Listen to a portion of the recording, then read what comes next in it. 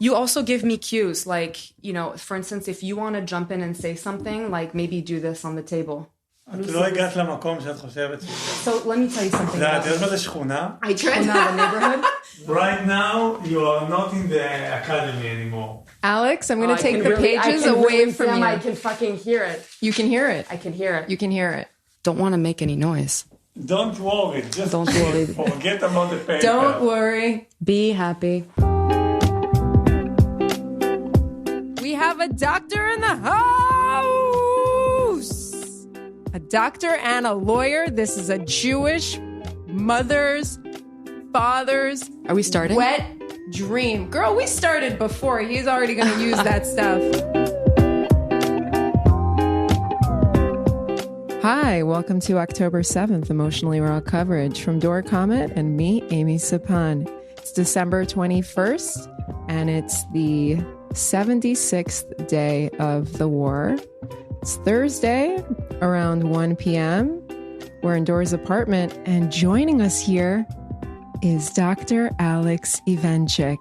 Hi, nice to meet you. Hi, nice to meet you too. As if we haven't met before. Almost a decade ago. Almost a decade. When you were living in Tel Aviv. Yes. I'm very excited. Before we get into like your bio, this is just a Jewish parent's wet dream.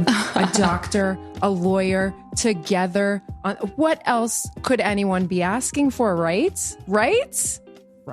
Anyway, so you guys, for our loyal listeners, may remember episode 11, recorded on October 19th, originally titled Captagon ?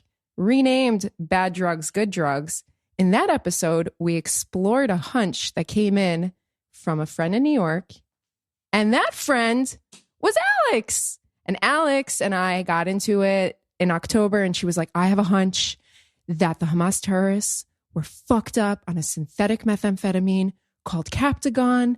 And then I started digging and we recorded. And that night, boom, news report came out that indeed they found terrorists with bags of Captagon on them. So you're not only a doctor, but you're also like a prophet. I'll give a brief bio on you, or would you like to do that? The wonderful thing with you is that we can exchange all kinds of ideas, right? We can talk about going to the beach, going to the shuk, and then all of a sudden, Amy's brain turns into this super mega power, like hyper-connected intellectual human being. And so there's such a range of topics that we can cover.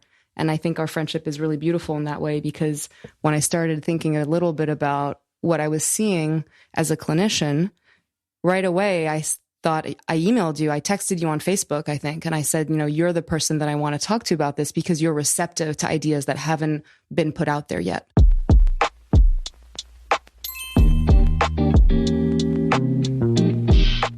We have our first sponsor. Woo! Someone heard your declaration. The one that you made like 20 episodes ago. Remember very well. So someone heard it. Not only did someone hear it, you were like explicitly making that declaration. I was like, you know what, Dor? Don't just make your declaration to the people in New York. But no, you were like, anyone in New York, if anyone can hear me, just take me. So people reached out to us from New York. They're not going to take you anywhere, but they are our first sponsor. And this is super exciting. Like, it's like, really pinch me. I'm shiny.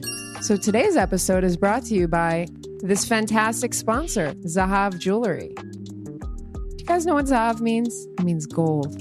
And there's that expression, all that glitters is not gold. But Zahav Jewelry, everything they make is solid gold. Not plated gold, solid gold. You think now, as we became advertiser, we should do like everything with this kind of voice? Or we can be just regular people who speak about jewelry? I'm just staring at the word jewelry and I'm like, wow, did Jews put the Jew in jewelry?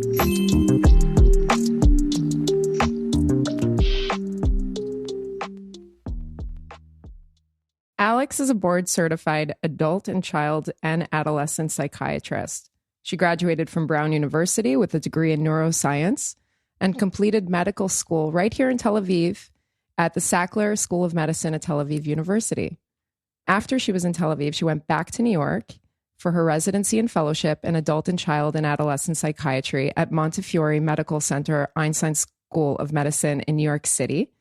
Alex specializes in early childhood development, systemic and intergenerational trauma, and she treats children and adolescents suffering from mood and anxiety disorders, PTSD, ADHD, first break psychosis, and other pathologies. She currently works at consultation liaison and emergency psychiatrist at Montefiore Medical Center, where she treats patients with psychotic mood and anxiety disorders, complex PTSD, polysubstance use disorders, as well as working with medical and surgical teams collaborating on complex medical and neuropsychiatric cases.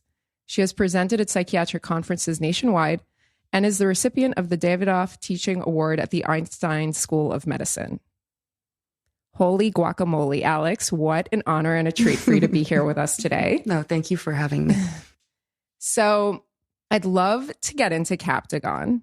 And before we do, there was something that just came to mind when we were having that call back in October, where I was like, you're a psychiatrist in New York, like in the Bronx. Like, how do you know about this like illicit substance that's being manufactured in Syria and Southern Europe? Like, what's your deal? Why are you reading about these illicit substances to begin with? Maybe that could be a great intro into this story today. Sure. So first of all, right, as a psychiatrist, we're always thinking about what are the psychoactive substances that are affecting your brain. They have ramifications on our bodies, right? We love neurotransmitters and psychopharmacology. And drugs are all about affecting your brain and affecting your body. Now, the context is that I work a lot in the emergency room. And in the Bronx, there's a lot of substance use disorders. We're actually, unfortunately, a hotbed of opioid overdoses. I see a lot of crystal meth intoxication. I work with patients who are acutely psychotic from numerous drugs, usually mixed all together. And so, this is my clinical expertise. When I see patients who come into the ER, I treat them for these conditions. And so when I first saw the raw footage live on October 7th, it was very clear to me that something was completely off. And that's why I reached out to you. So I'm so happy you did, by the way. And I'm so happy that you're here in Tel Aviv. It's been almost a decade since we saw each other in real life. Mm-hmm. So this is really a treat. Let's start with the basics, if you will. What is Captagon? Where is it from? What kind of substance is this? What does it do? If you could just... Sure. So Captagon was actually initially created by a German lab in the early 60s. And it's a combination of an amphetamine and theophylline. So these two compounds have been, widely used for decades. Theophylline is a medication that's used for asthma. It's a medication that's used for chronic obstructive pulmonary disorders. COPD, patients who smoke a lot and they need a little bit of expansion of their blood vessels in their lungs. And amphetamines, of course, widely used street drug, but also the class of medication that I use on a daily basis that I prescribe to patients who have ADHD, right? Now, Captagon is like an atomic bomb of all those things squashed together. And in the early 60s, people started using Captagon because it was, hopefully at the time, they were trying to develop a medication that was to treat narcolepsy, right, which is a sleep disorder of lack of wakefulness. So people get, they fall asleep during the day. They were trying to treat depression. They were trying to treat people. We didn't have a lot of drugs in the 60s, psychiatric drugs, right? That came a little bit later at the end of the 20th century. And so when you start a drug, when you put a drug out on the market for a certain reason, you start seeing perhaps some good effects. And then after a little time, you usually start seeing a lot of side effects. And so Captagon was very quickly taken off the market. Really, I want to emphasize that. For a reason that we now know, it causes lethal side effects. It can cause arrhythmias, right? An arrhythmia, I'm really going to try to stay away from medical jargon here. But an arrhythmia is when the electric activity in your heart is completely erratic and it causes a heart attack, right? We were seeing seizures. So very quickly, the drug was taken off the market and it became classified in the, later on by the World Health Organization as being, we need to stay away from Captagon. Basically, it was fully taken out.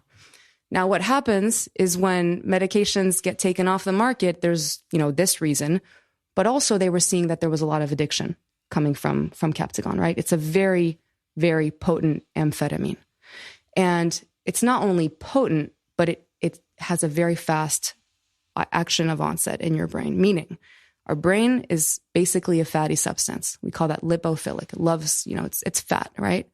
Captagon and theophylline combined together, they enter your brain very quickly. The substance becomes psychoactive very quickly. And as I said before, it's like the atomic bomb of amphetamines in your brain, right? Now, the medication also leaves. Its action stops more quickly. We call that the half-life. It has a very short half-life. So we can get into that a little bit more if you want to go into the half-life and sort of what we found on what they found in these terrorist pockets. I would love that. I think that I remember that when they did find those bags, right? It was bags of these pills on each terrorist, like handfuls. Pockets filled with Captagon pills. Right. And back in October when that report came out, I remember we were speaking those days like very intensely about this whole topic. And you said, well, that makes sense, right? They had plans to go all the way to Beersheba. They had plans to like take over Haifa. Like they wanted to just keep popping these pills like indefinitely. Yeah, they're poppers. I love how you use this because it goes way back to Nazi Germany, right? Pill poppers and uppers. Right. So there are a few things that were essential when they found all these pills in the terrorist pockets, right?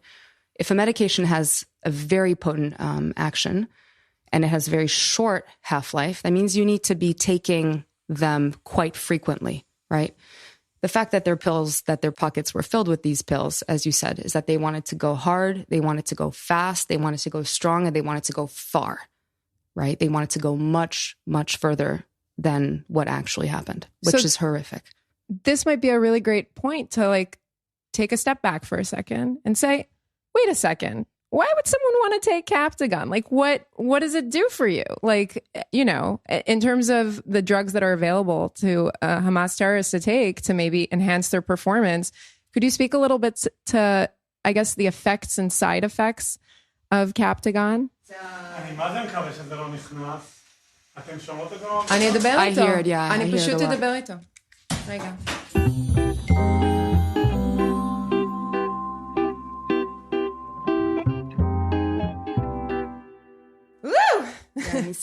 Rock and roll.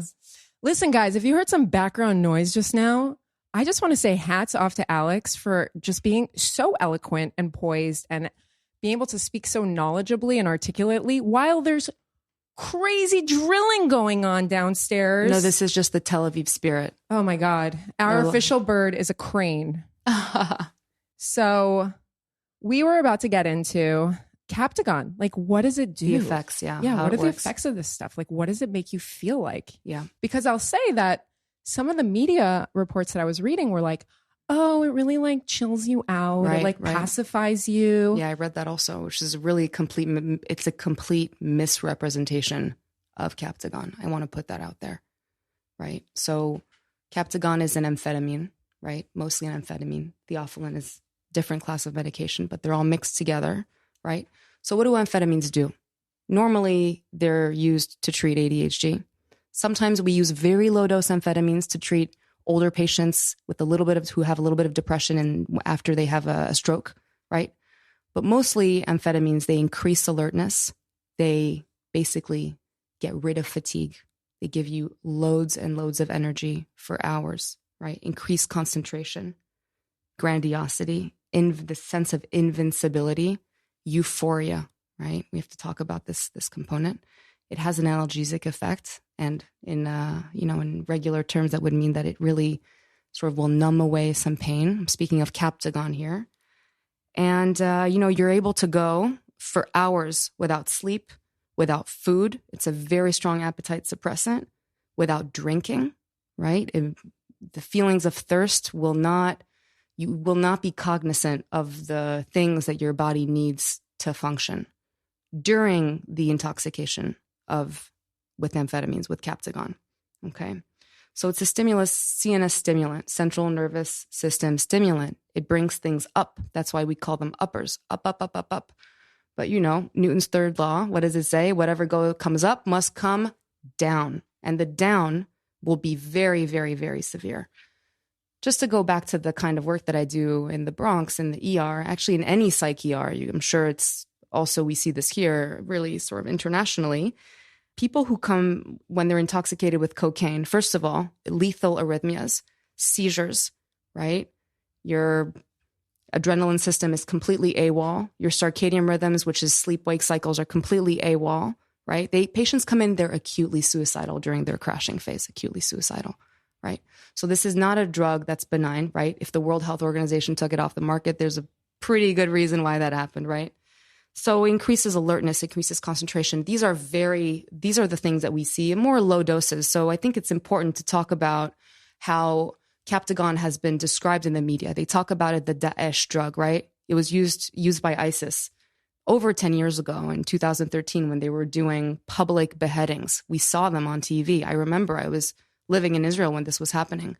What we saw were jihadists who were calm, right? They were focused. They were very calculated. It was organized, right? The Captagon was being used at a low dose. What did we see on October 7th? We saw chaos. We saw immense, horrific mutilation. We saw torture. We saw bodies being dismembered. We saw rape, right? We saw the most horrific things that any human could ever experience, right? It was inhuman what we saw, and yet humans carried this out, right? There was a dissociative component that I could see in the videos. These people were not taking low doses of Captagon. They were taking bags and bags of Captagon. They were not sleeping for hours, maybe days. They were training. They had the capacity to become super soldiers, super fighters, super terrorists, right?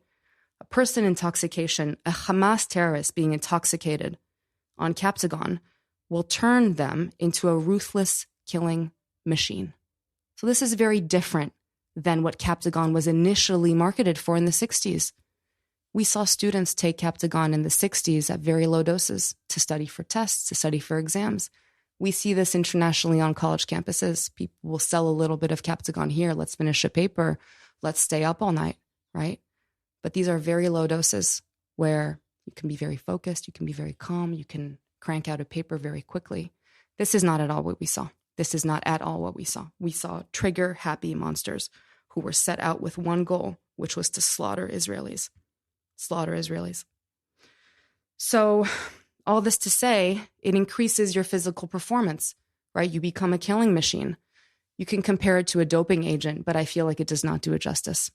It is a murderous agent, and they're using, right? Hamas terrorists are taking these drugs as a strategy. It's a new war strategy. It's a weapon of war.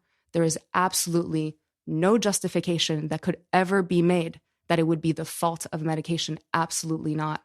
They capitalize on an illicit substance, which is extremely toxic and lethal, but has immense powers to turn you into a super terrorist and a super fighting machine. When you have a goal set in mind, right, you will do anything that you can. You will put any substances in your body to enhance that goal. And this is the perfect drug for this, right? Amy, you shared with me the history of amphetamine use. We were talking about this. It was incredible, right? I mean, please jump in. You were talking about how Nazis used amphetamines during World War II, right? Like, there was a lot of despair in Nazi Germany before World War II, right? Our people, journalists describe German society being in moral decay, right? What do we want to give people when they're feeling despair, when there is a sense of full abandonment by society, right? When there's a cycle of addiction? You want to give people uppers, right? The uppers, the uppers, the uppers. It will increase the loop of addiction. I mean, we've been having amazing conversations, right? But it is really heartbreaking and horrific to see that this is it's not new, I'm sorry, but what we're seeing here currently in Israel, we're seeing terrorists taking war-enhancing agents. They're using every single method possible for destruction, for torture, for psychological warfare. And, when I was seeing the videos, I mean, as a human, right, everyone's horrified. But when you have an explanation as to how you turn a human being into a war machine, it's even more disturbing. It's extremely disturbing. So, the ramifications of Captagon, right? So, as I described all these symptoms, grandiosity, invincibility, energy, it also gives you a sense of euphoria, right? We were seeing in videos on all the body cams, we were seeing terrorists laughing, smiling. And there's something that we talk about a lot in psychiatry, which is the quality of someone's smile. There's so many kinds of smiling. There's joyful smiling. There's nervous laughter. And then there's something that we see in patients with psychotic disorders. Let's say a patient with schizophrenia comes in. We call it the inappropriate smile, right? They're laughing at things that aren't funny. There's a distortion of the laughter. It's bizarre, it's odd, right? But we were seeing like Machiavellian laughter, right? This is something that to me was very quickly identifiable as someone being under the use of a drug that will make you completely manic and psychotic. And so, when I was when we were talking about all these things, we were reflecting on the damage that this has created and the trauma that thousands of people, that a whole nation, there's a national trauma that everyone is experiencing here, because this is true. I don't even have the word.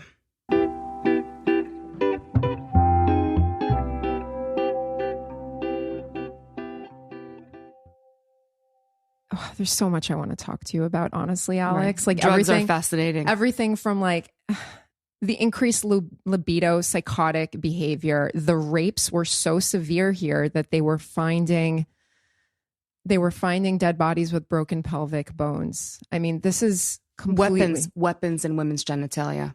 Exactly. We're seeing completely unhinged, completely psychotic, barbaric behavior. Middle Ages. Absolutely. And then it's interesting. Like, it is much more severe than a doping agent. You were, I guess, referring to a conversation we had earlier this week where, a lot of, when we published that episode and when I was like getting really obsessed with Captagon in October, right? I was just like, oh my God. Right? I was like, what the fuck? Everyone needs to know about this. Everyone needs is it in America? Like, what's going on? Everyone needs to go into a deep dive here. Where's the drug? We're not gatekeeping any information here, because this is vital information that has been glossed over, that has been minimized, and that the international and general population needs to take full awareness of what's going on. For sure. And like, I'll say this, that when I started talking about it with other people, they were like, wait a second, Amy, like, are you trying to like let these terrorists off the hook? Or you're missing the point. The point is that there's this ideology. They've been indoctrinated. Like, they have this genocidal intent. So don't minimize that by talking about the drugs, which is why I'm so happy that you said, it's kind of like, and I was calling it a doping agent, basically, because I'm saying if your intent is to go out there, kill, rape, torture, behead people, and you're taking this to help you perform better, essentially, your performance is like, I mean, this is a stellar performance enhancing drug. Top-notch, champion, gold medals. Exactly. Off Way the beyond. charts, right? I mean, we talked about this with during the war, right? Germans were appalled initially at the use of drugs within the general population. It was highly frowned upon to take drugs. When Nazis weaponized and created a psychopharmacological revolution during the war, the only drug that slipped away from that narrative and that became actually a prized weapon of war were amphetamines. Right. We have to not forget that Nazis used amphetamines to drug their soldiers already during World War II. This is internationally in every single war, people use drugs to enhance the capability of a soldier. This is widely known, right? We were talking about Sun Tzu, right? In The Art of War. Except of IDF military, which not just that they don't give us drugs, if they find you do something, but I don't speak about like heavy stuff, cocaine or LSD, they literally take a urine drug test about weed, which I can understand how weed don't go hand in hand with like fighting or be, I don't know, capable of doing like military tasks. Very poor choice. Very poor choice But give us something, a little bit cocaine, ketamine. I gave 3 years of my life. Wait. Okay. Shame on you. צה"ל. בושה. Okay, hold on. Everyone just hold the phone for a second. So first of all, I just want to make the point very clear that nothing in this episode, nothing in episode 11 is there with us trying to be like, oh, let the monsters off the hook. They were taking drugs. They didn't know what they were doing. No, if you want to kill a bunch of people, torture them, do all this crazy shit, and then you take a drug to do all those things better, that is evidence and demonstrates intent more than the absence of intent. That is what we're saying. Let's be clear. Violation of international law, violation of human rights, savagery. This is nothing but all these things. I want to talk about Nazi Germany for a second. That amphetamine was called pervitin. And it's really fascinating because obviously, let's talk about Hitler for a second. So how can we not? Hitler was super anti-drugs, okay? So imagine it's the 1920s and the Weimar Republic, before the Nazis take over, there were a lot of drugs. And 40% of morphine production in the world was produced in Germany in the interwar period.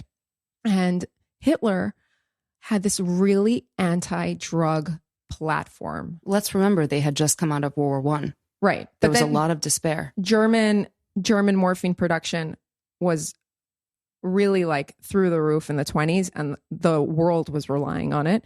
And then Hitler comes to power on this like anti-drug platform. And this is like a really interesting little side note. So his photographer and good friend had this like celeb doctor called Theodor Morell. And one night Hitler goes over there for dinner to like his photographer friend's house, and Morell is over there. And Hitler's just like telling him about his like stomach issues. Like it's so weird that like he quote unquote wasn't Jewish. He was probably like an eighth Jewish himself. He had all these like intestinal GI issues. Like, and he's telling this quack doctor, and this doctor's like, wait, I'm going to hook it up for you. And he tells Hitler that he's like giving him a bunch of like bacterial strains and all sorts of stuff. And Hitler starts feeling better.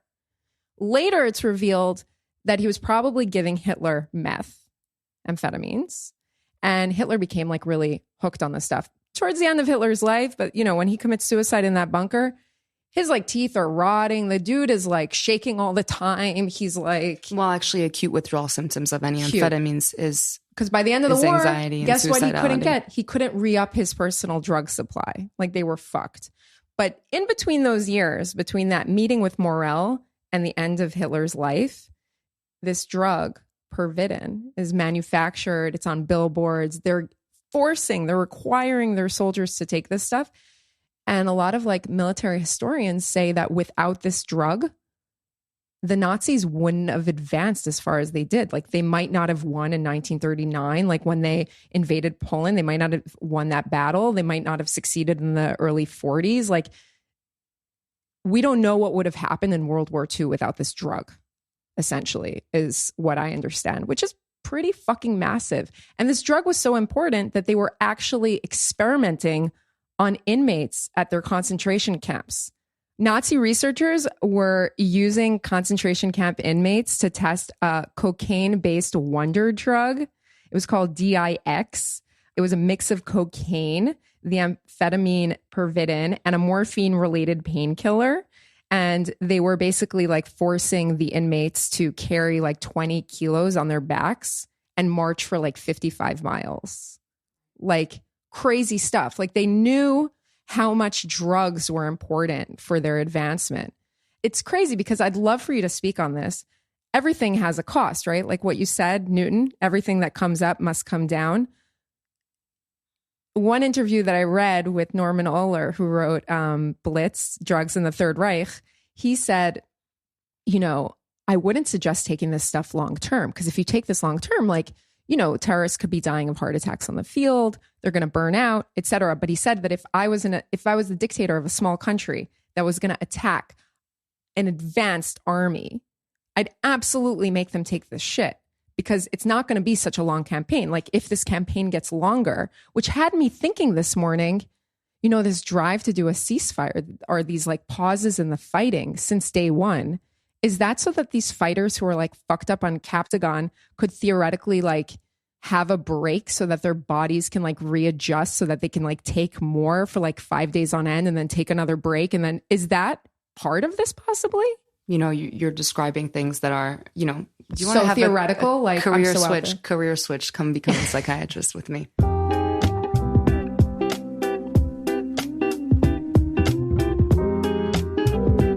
Okay, so I was going over this earlier, right? Which is why was Captagon taken off the market? It was created by an official German pharmaceutical company in the 60s.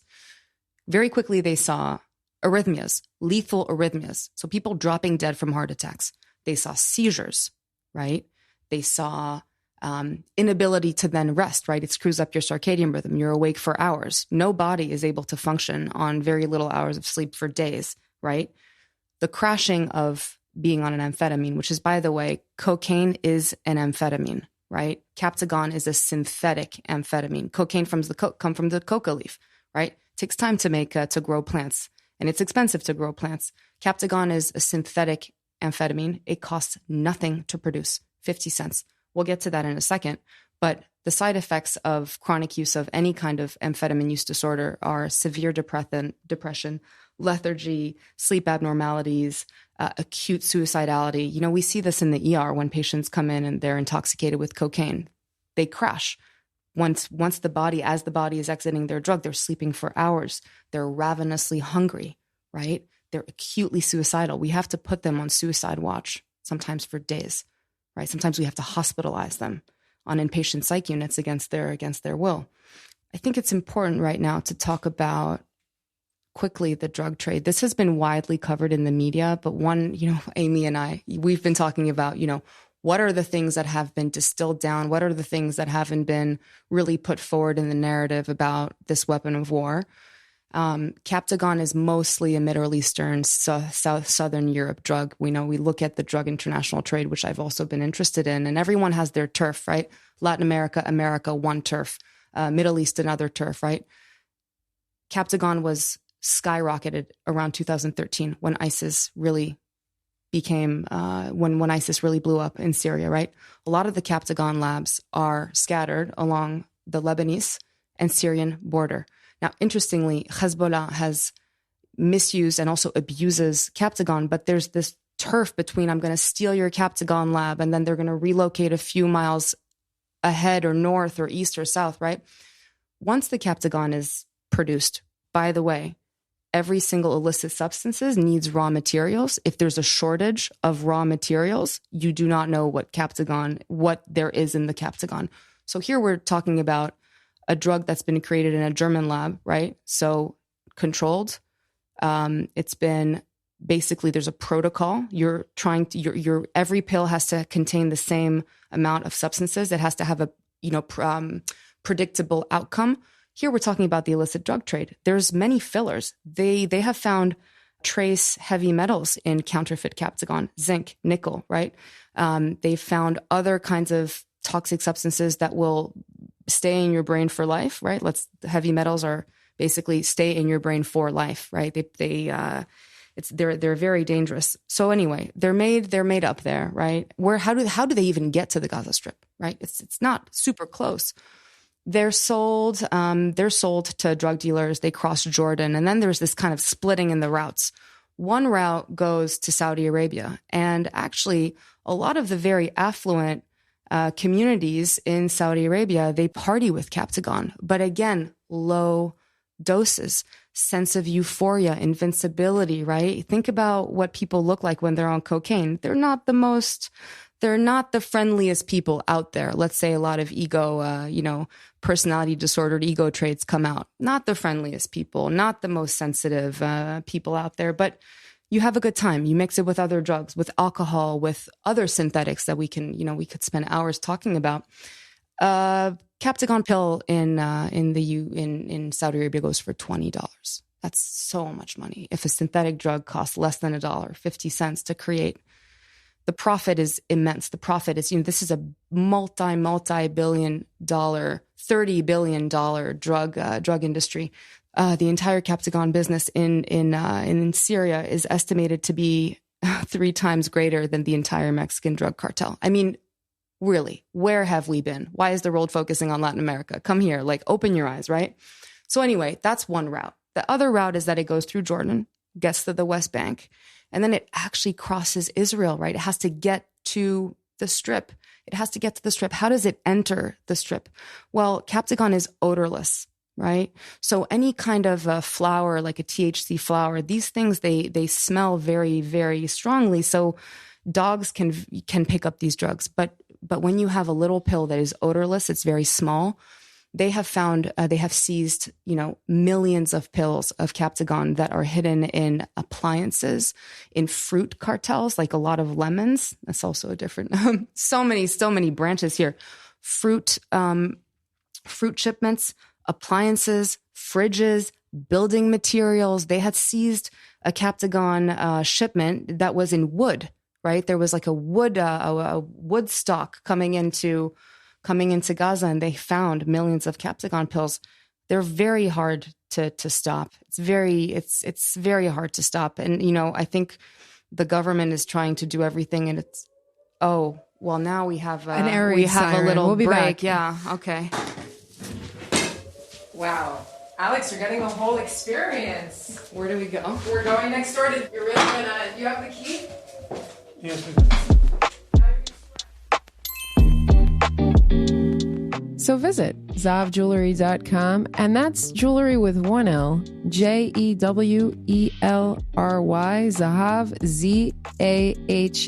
That would have made more sense for me to spell those in order, but what? This is new to you. Do I do everything in the right order? I don't. Use discount code DOR24, DOR24, for an additional 35% off your entire order, and the fine folk over at Zahav will throw in a free pair of 14-karat gold earrings. What are you waiting for?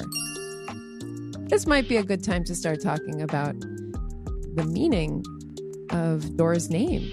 Sit tight, we will speak about it in the next episode.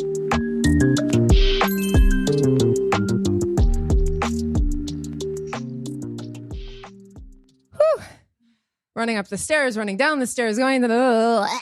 We have 10 minutes. I mean, obviously, we could do this for hours. We could have a whole podcast series.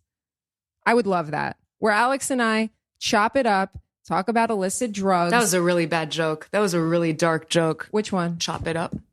Oh, fuck. But that's not a joke. That's how I talk about talking about stuff. I met a guy in New York last year, and he was like, oh, I love chopping it up with you. Like chopping a salad, we're talking. I wasn't. Now you ruined chop it up for me, Alex. Great. You'll find more. You're one of the wittiest people I know. I love that phrase. Anyway, so we have 10 minutes because let's talk about the analgesic they're drilling effects. Downstairs. They're drilling. There's a siren. It's like your natural break. Basically. Let's talk about the analgesic effects quickly about Captagon. That would be great. Right. So analgesic is a big medical fancy word. Let's stay away from those. Basically, Captagon at very high doses desensitizes your body to pain. Right. So this is also a fantastic agent if you want to be extremely violent and you have wounds. Let's say you're being shot in the leg, but you're still running, right? There's a dissociative effect. There's lack of pain, and you're able to keep going harder, longer, faster, stronger. This is also just really just a brutalizing realization, It's completely wild. I want to, with some of the time that we have remaining, and hostages. You wanted to talk about hostages? I wanted to mention before about the Syrian drug trade really quickly. Mm-hmm. Really quickly. There's so many points to be made here, but one of them is Assad's brother is running this, I know, right? These drug labs. It's crazy. It's like how they saw at Shifa, that downstairs in the basement, it's like a terror complex.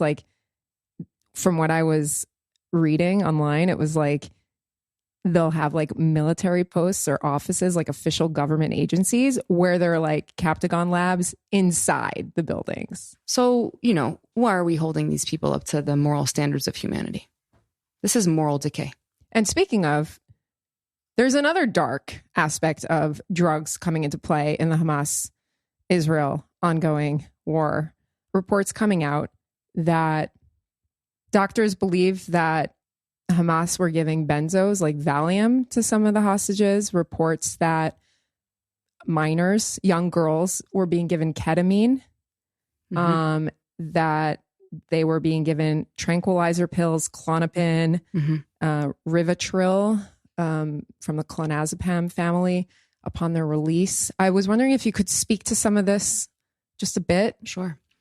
So you mentioned a few names of drugs that are actually part of the same category. You mentioned Valium, you mentioned Clonix. These are all part of the category of benzodiazepines. So we talked about Captagon being an upper. It's a central nervous system stimulant.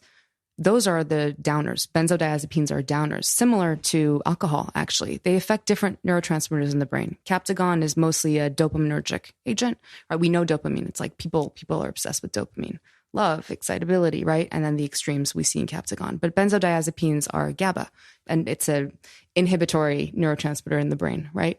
Misusing benzodiazepines is very dangerous in a person who has not slept in weeks, who has suffered from severe malnutrition, who has been subject to trauma, rape, right? It causes full dissociation, sedation. You can overdose on benzos and cause respiratory arrest, meaning you die, right? You die.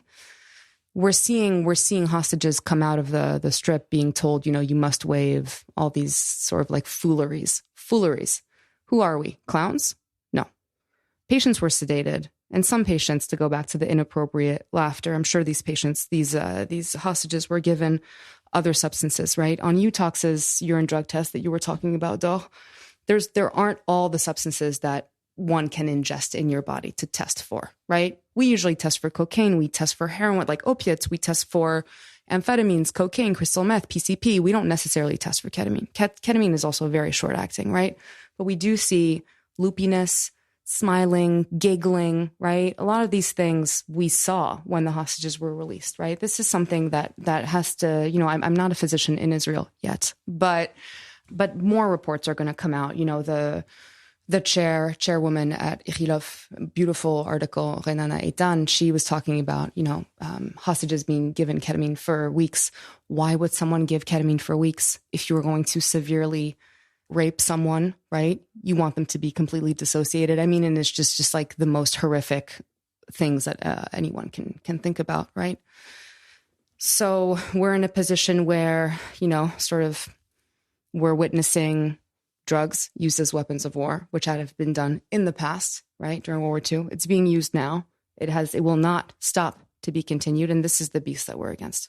I'm just completely blown away by how poised and articulate. And I can feel as we're talking in this part after coming back upstairs from the air raid siren, I can feel my heart kind of racing, and I'm kind of counting breaths to calm myself down. And, we've been here for this entire time.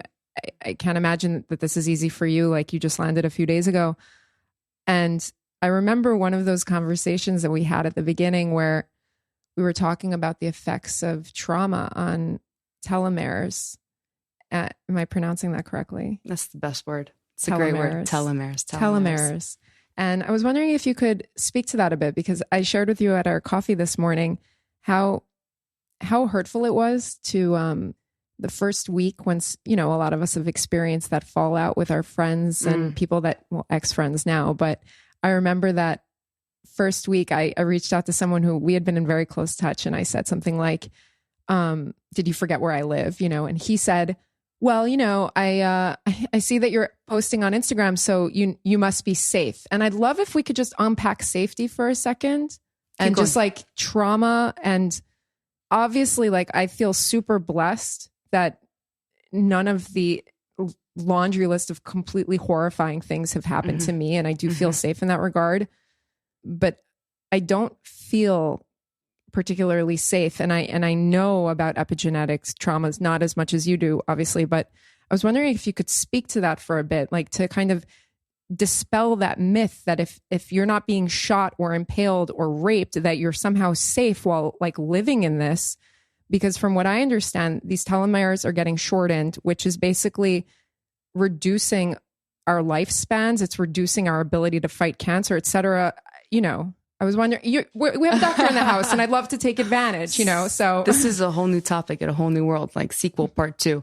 A brief, I hope I can answer. This is such a rich question, such a complicated question. We could be given grand rounds in hospitals, in academic centers, grand rounds on trauma in the body. So I'm sorry to be distilling such complex information in just a few minutes and sentences.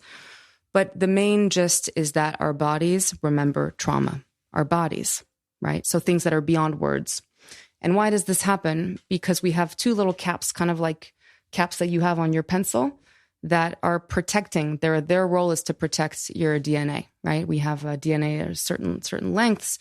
Would love to have a molecular biologist tell me the exact length of a fragment of DNA. But these little caps are there to protect your DNA. And as we age, actually, without any trauma, just the natural process of aging, your telomeres get a little bit shorter. But in research in the past few decades, the scientific community has also discovered that trauma will shorten your telomeres. So you have these little caps that are supposed to be protecting your DNA that are falling off, literally. Actually, trauma surgeons have shorter half-lives, have shorter lives because they have shortened telomeres. I mean, mind-blowing, all right? Korakavod to them for doing this work. Okay, so we're seeing a lot of, there are epigenetic changes in trauma. Our bodies remember. We have different genes that are switched on, different genes that are switched off. We have increased rates of first break psychosis and psychotic disorders in the first generation, the first offspring of Holocaust survivors. I had studied this for a different project when I was in residency.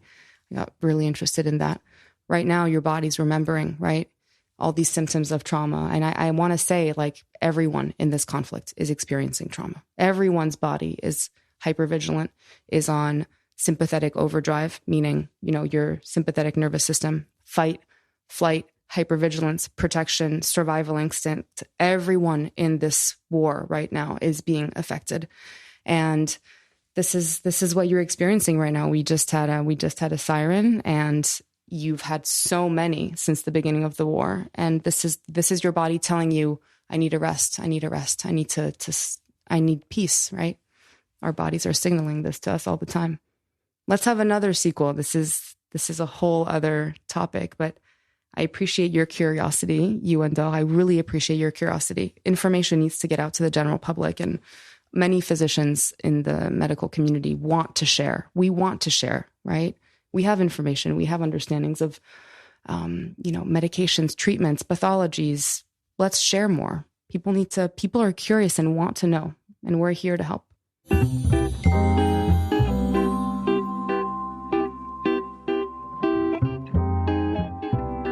Alex, I want to thank you so much for coming in today and for sharing so much of this knowledge and for doing it. I mean, between the drilling and the air raid sirens and me being all over the place, and it's a lot of food for thought about the asymmetries. Mm-hmm. I can't stop thinking about the Nova Festival, the asymmetry there between the substances that so many festival goers were on that were just open and expansive and connecting them to the higher powers, to humanity, to the universe through time, versus these ruthless killing machines that they're just really inhuman and barbaric, as you so articulately described earlier. And thank you. No, thank you. We're going to thank each other back and forth for like, for do you remember hours now. Chip and Dale? Do you remember they were like, no, after you, like the cutest little chipmunks or squirrels? Were they squirrels or chipmunks? Chipmunks. Anyway, thank you so much for having me. It is a lot of information to take in, and I'm sure you'll get a lot of questions. Happy to continue trying to answer them. Also want to put it out there that as time unfolds, we are learning more information, right? And we're going to keep learning more information. We have to continue to stay curious about this topic. So thank you for having me. Thank you so much. We didn't hear the word thanks enough. I would say, like, this being I feel the substance of just sitting here and hear you guys. You look alike. You speak very fast. I don't understand the language even though I speak English. But it was a hell of a ride. Thank you so much for joining us on this hell of a ride / episode. If you enjoyed this conversation and you want to stay connected, there's a few ways you can do that. You can follow us on Instagram, October 7th, the podcast.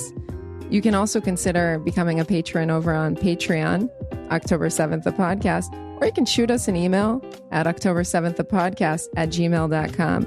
If you have any thoughts, questions, want to just say hi, we love hearing from our listeners. Your feedback means the world to us. I want to thank Shema Productions, Jonathan Gall, Maya Schlesinger, Dor Comet, our very special guest, Alex Ewenczyk. I'm Amy Sapan. Thanks for listening. Stay safe. Stay tuned.